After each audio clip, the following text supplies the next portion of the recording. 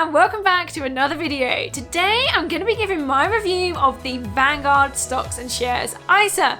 So this is a platform that I have personally been using for a while, and I thought it was worth me coming on here and just giving you a bit of a rundown of the platform and my personal review about how I found it so far. So welcome to the Looking After Your Pennies YouTube channel. My name is Charlotte Jessup, and before we jump in with the nitty-gritties about the Vanguard Stocks and Shares ISA, let me just give a little bit of a disclaimer. So this is not a recommendation and it's definitely not financial advice. I'm a big believer in education, so I am here on my channel trying to inform people about the different options that are available out there. I believe that with information you can make informed decisions that are right for you, but I'm not going to tell you what to do. I'm just here to act as another slice of your research. Now, stocks and shares ISAs are about investing, so that means that you might put money into a particular fund or a stock or a share, and your money might go up, which is fab. Also, your money might go down, and you need to remember this whenever you are investing. So with that in mind, let's start talking about the Vanguard Stocks and Shares ISA. So what is Vanguard? So Vanguard are an asset management company. So this means that they are dealing with stocks and shares and bonds and funds and all things investing. They are set up as an investing platform and they've been around for a long time. So they are well established.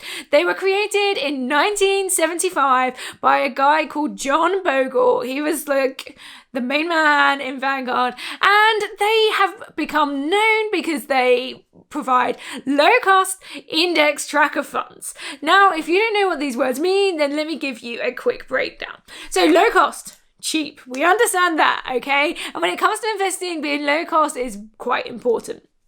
Now, index funds are funds, so this means like a group of companies that have been put together. Now, an index is a list of companies that have been grouped together because they have something in common. So one you might have heard of is like the FTSE 100. So these are the top 100 companies in the UK. So an index fund that's based around the FTSE 100 would be a fund that is buying shares in all of the companies that are in the FTSE 100. Now, Vanguard have kind of championed this idea of keeping this cheap, so they're really keen on investing passively, and they use these index tracker funds as a way to do that. So rather than having like a team of people that are deciding where your money goes, instead you invest in the whole index. So you might put your money into a fund and it uses a computer to work out how much you should put into each of these companies, and then you have this hugely diversified portfolio because you've bought a whole section of the stock market rather than just individual companies. And by doing this, they are able to keep the costs low because they're not employing a team of people to work out exactly where you should be putting your money, and it also limits some of the risk involved as well. There is a good track record of these types of investments doing well over the long term. Now, obviously, we can't go, oh, it did well in the past, it's going to do well in the future, but in the personal finance community, they're generally considered one of the kind of more safer bets when it comes to investing. So what exactly do Vanguard offer in the way of investment accounts? So they have a few options. You can get a general investment account, which is just where you can invest, but any money that you make on those accounts will be taxed. They've obviously got their stocks and shares ISA. Now, a stocks and shares ISA is kind of like a tax-free wrapper that goes around the investing account. So this means that you can pay in, on the present figures, £20,000 per tax year, and any money you make on that will be tax-free. So that's a whole load of money that you could potentially save just by using this type of account. They also have a pensions option, so this is a self-invested personal pension, or called a SIP for short, and they also offer junior ISAs too. Vanguard are known for being one of the cheaper options out there, so what are the fees like? So generally there are two fees that you need to consider when you're looking at different investment options. You're going to need to look at the account management fee. Now, the account management fee for Vanguard is 0.15%. Okay, so that's 0.15% just to manage your account. So any money that you have with them, you will pay 0.15% of that to Vanguard for kind of looking after your money. Now, the great thing about Vanguard is actually if you have more than one type of account with them. So let's say you have a stocks and shares ISA, and then you've also got a pension with them, that 0.15% account fee is across all of those options. But there are some caps on this. Now, that 0.15% only applies to the first £250,000. So this means that you'll only ever pay a maximum of £375 on the money that you have with Vanguard. And this also applies if you have multiple accounts. So let's say you've got a stocks and shares ISA and you've got a pension with them, and you've got more than £250,000 across both accounts. So you might have 200,000 in your stocks and shares ISA and 100,000 in your pension. Well, that £250 cap applies for the total amount that you have across those accounts. So that can be really handy if you're looking at investing in multiple account types with Vanguard. The other fees that you need to consider are the fund fees. So these will be taken out of your profit. So you don't need to have money available. They're not going to sell off some of your shares to pay this. It will just automatically come out of the amount that you make, the amount of growth, the amount of money that you make on your investments. Now, these vary from fund to fund. So you will need to look at the particular investment option that you are looking at. Still, they work out quite cheap. Vanguard are, like I say, known for being one of the lower cost investment options out there, but it is still worth looking to see how they compare with, say, Vanguard funds on another platform. So make sure that you look at the options and look at the total fees that you are paying. You want to aim for your total fees to be around the kind of 0.5%. If you're getting over 1%, then you are likely paying too much for your investments. So have that in mind and make your decisions based on that. So what funds are available if you go with the Vanguard Stocks and Shares ISA? Now, there are a limited number of funds available. You only have access to Vanguard's funds. Now, this is fine if those are the options that you want, but you're not going to have a choice of individual stocks and shares. You're not going to have access to funds put together by other companies. You only get access to Vanguard's funds. Now, there are 74 of these, which might seem like a lot, but actually there are thousands of different investment options out there. So you need to know if you are starting with a Vanguard Stocks and Shares ISA that you want to invest in Vanguard's funds. Now, for me, this is fine, and I will talk a little bit in a minute about why I chose this platform, but you need to know that you're not going to have a huge amount of flexibility and choice over what you can invest in. So have a look at the options that they have available and see if those are right for you. Now, there are two types of funds that are particularly popular, and it's some of the reasons why Vanguard have become quite well known in this space. So the first one is their life strategy funds.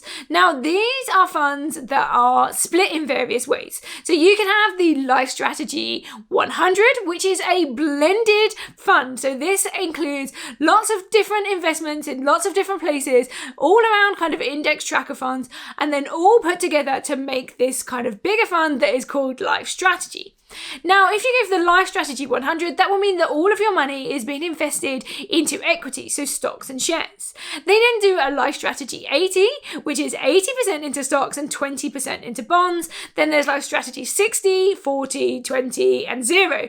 And these just involve different balances of stocks and bonds. Stocks are considered the more risky option, and bonds are considered less risky because they're less volatile. So you might want to think about if you want to invest in a particular one because it's less risky, and a lot of this is going to depend on your age. They also have target retirement funds. So these are similar to the Life Strategy funds in terms of how they're put together, but they automatically kind of adapt over time as you get closer to retirement. So typically people want less risky investments the closer they are to retirement. They don't want their money to just suddenly drop because of, say, a market crash, just at the point where they want to access that money. So we want less risky options the nearer we get to using that money. And the target retirement funds do this for you. So they will automatically adjust. I think these are two really great fund options, and they are one of the main reasons that I got drawn to Vanguard is because of these funds. So I read a book called I Will Teach You to Be Rich by Ramit Sethi. I will drop the link for that book below. And in there, he talked about these funds as being a simple and lazy investment option that is likely to get you a good return, but also is very much hands-off. There are good beginners investments. And so that is why I made the decision in the first place to go for the Vanguard Stocks and Shares ISA. It's because I really wanted a hands-off investment approach and I didn't want to be picking and choosing certain funds. I wanted it super simple, and that is what you get with these particular investments. So let me talk you through the process of opening an account. Now this is really easy, and I think it's one of the things that really scares people about starting with investing is, how do I actually invest? How do I go about it? Now it's super, super easy with Vanguard. I've been through this process a couple of times now because I have a couple of different accounts. I've got a SIP with Vanguard as well, so you can go and check out my video on that if you want to. But the process is really easy. It's super slick. The screens are simple to follow, nothing is complicated. So when you first sign up, you will need to click through and open an account. From there, you will need to choose which account you want. So if you're looking to open a Stocks and Shares ISA, then that's the one you click. If you're looking at the other investment options, then by all means open an account with those. What you'll see from then on is fairly similar to what you will see if you go for the Stocks and Shares version. For the purpose of this video, we're just going to go with the Stocks and Shares ISA. They will give you some information about what this means and your terms and conditions and all the sorts of things like that. Just give that information a read through so you know what you're getting into, and then you can click ahead and then we'll choose the investments that you want to buy. Now, when it comes to Vanguard, there are some minimum amounts that you have to pay in. So the first thing you need to know is if you're doing a regular payment, then the minimum amount that you can pay in is £100. If you want to go for a one-off payment, then the minimum amount on that is £500. So you can decide if you just want to do a lump sum for now, then you can choose to put that in the box that's single payment. Or if you want to do a regular amount, it needs to be £100 or more. Over the course of time, you can kind of add more money in. So I regularly pay a certain amount into my ISA, and then if I get more money or I want to top that up, I can add that in. So go through the choice of funds that are available and decide what you want to invest in. You can look at the information for each fund, you can look at the risk level, you can look at past performance and decide what sorts of investments that you want to go for. I think this page is really nice, and because there's not a whole load of options on Vanguard's platform, it's not going to take you a huge amount of time to pick what you want to invest in. Once you've decided what you want and the amount that you want, you can just enter those numbers in and click ahead to the next page. After that, it's a case of filling in your payment details and filling in your personal details, and then you'll be set up and ready to go. You'll be an investor, and that money will come out regularly, or that one-time lump sum will come out from your bank account and go into the investments that you want. Once you are investing regularly and you've had some money into the account, you'll be able to go to their dashboard and see how you are doing in terms of performance. They have a lot of tools that will show you your current return, the different places that you're investing. So if you've got multiple investments, it will show you how different investments are performing, so you can keep an eye on that.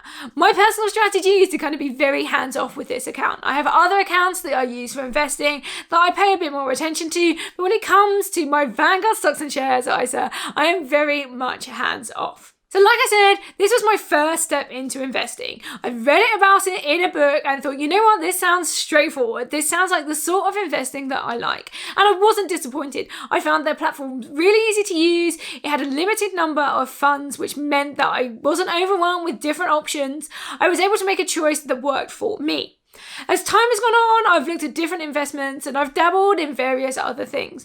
But for me, I like having that regularity of paying into an investment account, a Stocks and Shares ISA, knowing that I don't have to pay tax on that money that I make, and knowing that it's there and I can just leave it to get on with what it's doing.